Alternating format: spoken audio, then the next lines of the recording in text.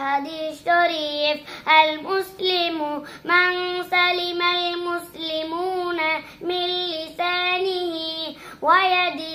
হাদিস শরীফের অর্থ খাঁটি মুসলমান ওই ব্যক্তি যাহার হাত ও মুখ হইতে অপর মুসলমান নিরাপদ থাকে।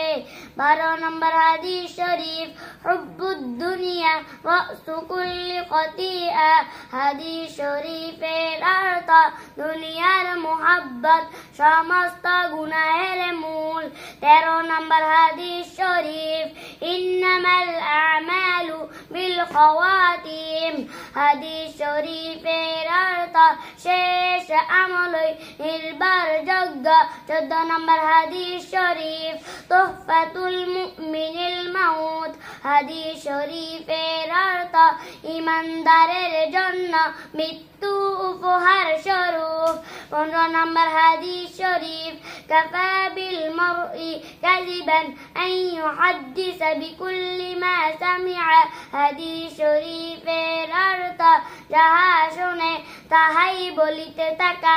কোন ব্যক্তির মিথ্যাবাদী হওয়ার জন্য ইহাই যথেষ্ট।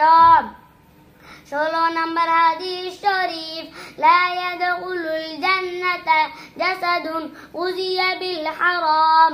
হাদিস শরীফের অর্থ হারাম ভক্ষণকারীর শরীর বেহেশতে প্রবেশ করিবে না। 17 নম্বর হাদিস শরীফ বাল্লিগু আন্নি ওয়ালাউ আয়াতান। হাদিস শরীফের অর্থ আমার পক্ষ হইতে একটি বাণী হইলেও পৌঁছাইয়া দাও। 18 নম্বর হাদিস শরীফ মান সামাতা নাজা। হাদিস শরীফের অর্থ যে চুপ থাকে সে নাজাত পায়।